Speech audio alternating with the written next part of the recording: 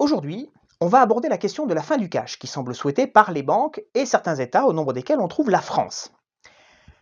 Alors, cette vidéo est la suite d'un premier épisode que je vous enjoins fortement à consulter au préalable si vous ne l'avez pas déjà fait. Vous avez le lien là en haut ou en description. Si vous l'avez déjà visionné, alors c'est parti, générique.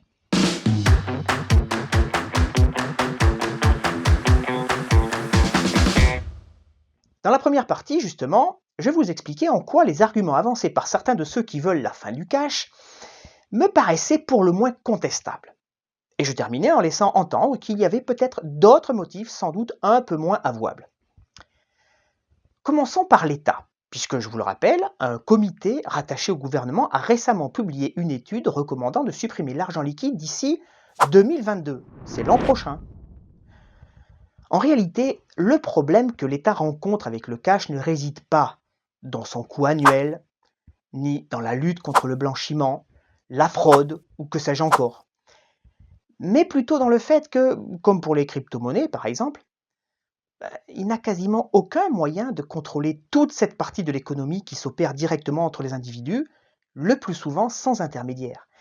Il ne peut pas prélever de taxes ou d'impôts aussi facilement et librement qu'il le voudrait. Et surtout, pour dire les choses un peu crûment, il ne peut pas contrôler totalement la population.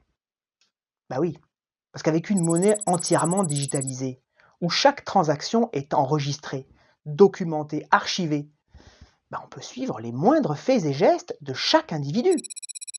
On sait ce qu'il gagne, ce qu'il dépense, ce qu'il consomme, ce qu'il mange. On connaît ses opinions à travers ses lectures, on sait où il va, quand il y va, avec qui, ce qu'il y fait. Bref, la monnaie devient le mouchard par excellence. Si la Chine est l'un des pays les plus avancés en matière de dématérialisation totale de la monnaie, ce n'est pas non plus un hasard, car c'est aussi le pays qui a poussé le plus loin le concept de contrôle des populations. Quant aux banques, on l'a vu, la gestion du cash est un vrai problème. Un problème très coûteux même. Mais leur volonté de se libérer de l'argent liquide est peut-être aussi motivée par un certain désir, comment on pourrait dire, d'émancipation vis-à-vis de leurs obligations à l'égard de leurs clients. En effet, tant que le cash existe, même si elle multiplie les opérations risquées sur les marchés financiers, au point parfois d'être un peu limite sur le plan prudentiel, voire légal, elles ont l'obligation de garder le pied sur le frein et d'assurer un minimum de réserve, notamment pour les clients qui voudraient retirer de l'argent sous forme d'espèces. De la même façon, on sait désormais qu'une banque peut faire faillite, et qu'elles sont d'ailleurs toutes fragilisées par une surexposition extrême à des produits toxiques, qu'elles s'échangent mutuellement en espérant que leurs consoeurs seront assez solides pour ne pas sombrer en les entraînant dans leur chute. C'est un peu comme un château de cartes, où chacune ne tient que par le support des autres, mais qui peut s'effondrer complètement à la moindre défaillance d'un élément porteur. Et des faillites de banques, on en a déjà vu. Et qu'est-ce qui se passe en général? Les épargnants se ruent en masse pour retirer leur cash. Sauf que du cash, justement, il n'y en a pas pour tout le monde, loin de là, ni même de la monnaie tout court. Et ce, en dépit d'un pseudo-fonds de garantie censé protéger les dépôts des épargnants. Un fonds qui ne s'élève qu'à 5 milliards d'euros, contre 10 000 milliards d'euros dépensés sur les comptes des Français. Vouloir protéger 10 000 milliards avec 5 milliards, ça risque fort de ne pas passer. En fait, sans cash, nul doute que pas mal de banques perdraient toute retenue, pouvant alors jongler sans contrainte ni complexe avec les jeux d'écriture, par exemple en escomptant des gains futurs venant effacer des dettes immédiates, préservant l'illusion de comptes bancaires bien alimentés sans avoir jamais à se soucier d'autre chose que de maintenir artificiellement dans le vert les lignes de crédit de leurs clients. Clients qui, d'ailleurs, seront persuadés que tout continue à aller très bien dans le meilleur des mondes, puisque leur relevé de compte affichera toujours les bons chiffres. Bon, je force un peu le trait, on va me dire que tout ça serait totalement illégal. Je répondrai que ce n'est pas parce que c'est illégal que c'est impossible. Beaucoup de banques ont été sanctionnées, condamnées par la justice et même parfois tout simplement fermées, à la suite justement d'activités illégales qui n'auraient jamais dû avoir lieu. Et d'ailleurs, puisqu'on sait que ça peut arriver. Que pourront bien faire les épargnants en cas de faillite avérée de leur banque? Sinon, assister impuissants à la disparition de leur épargne, dont ils ne pourront même pas récupérer une partie en espèces. Tout juste pourront-ils espérer que peut-être leur ligne de crédit sera reprise en tout ou partie par une autre banque, guère plus vertueuse, mais qui leur aura donné le sentiment qu'ils n'auront pas tout perdu et que la majeure partie de leur argent existera toujours. Alors oui, il existe des garde-fous réglementaires, mais dont l'efficacité n'a pour l'instant jamais vraiment été mise à l'épreuve. Et j'admets aussi volontiers que ce genre de scénario de catastrophe monétaire globale reste encore très largement du domaine de la fiction. Mais quelques épisodes, ici ou là, souvenons-nous de la Grèce ou encore de l'Argentine, viennent régulièrement nous rappeler que rien n'est impossible. Mais ces règlements ne sont pas les seuls remparts à l'emballement du système. En fait, il y aurait des conséquences beaucoup plus concrètes à une éventuelle mainmise totale des banques sur la monnaie, qui serait favorisée par la disparition du cash. Des conséquences plutôt brutales, dirons-nous.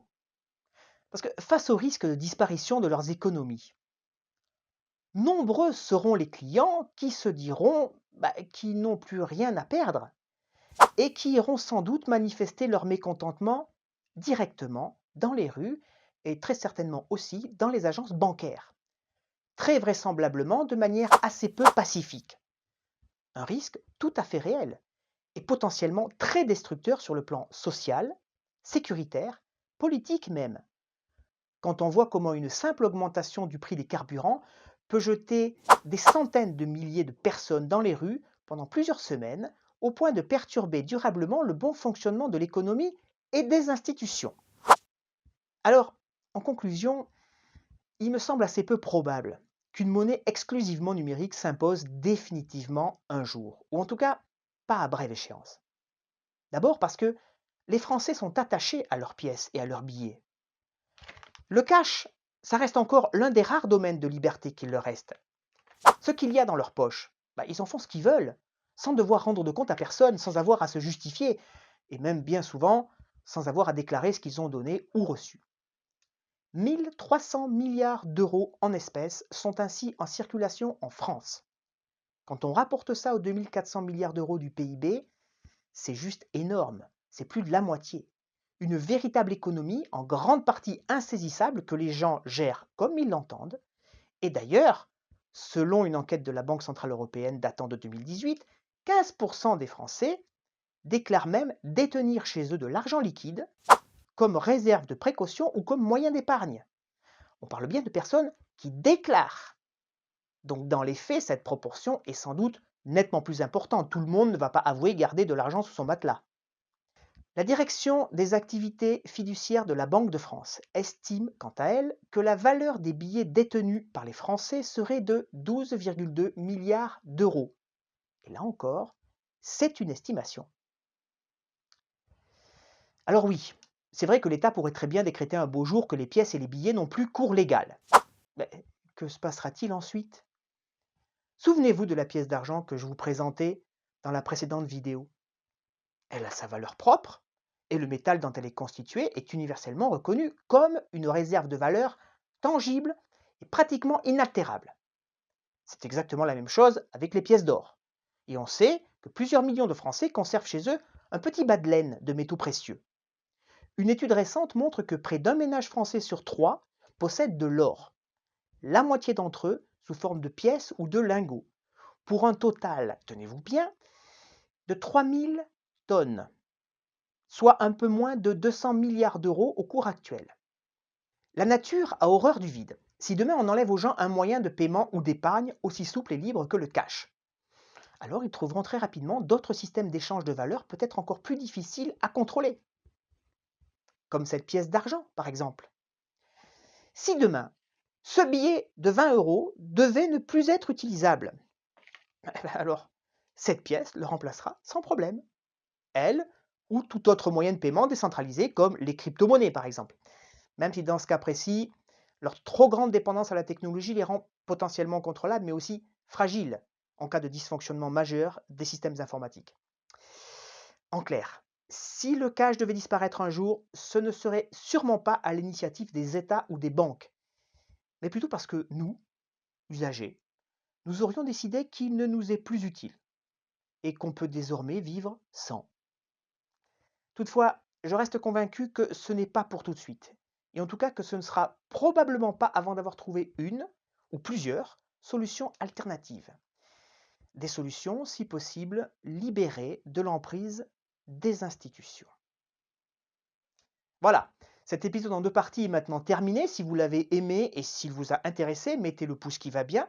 Si vous n'êtes toujours pas abonné à la chaîne, abonnez-vous, c'est gratuit, donc profitez-en. De la même façon, n'hésitez pas à réagir en commentaire et surtout, partagez cette vidéo sur tous vos réseaux sociaux. Ça nous motive à produire de nouveaux contenus. N'oubliez pas non plus la petite cloche pour être notifié des prochaines vidéos. Quant à moi, je vous dis à très bientôt, continuez à vous informer et ne laissez pas n'importe qui faire n'importe quoi avec ce qu'il y a dans vos poches. Gardez le contrôle.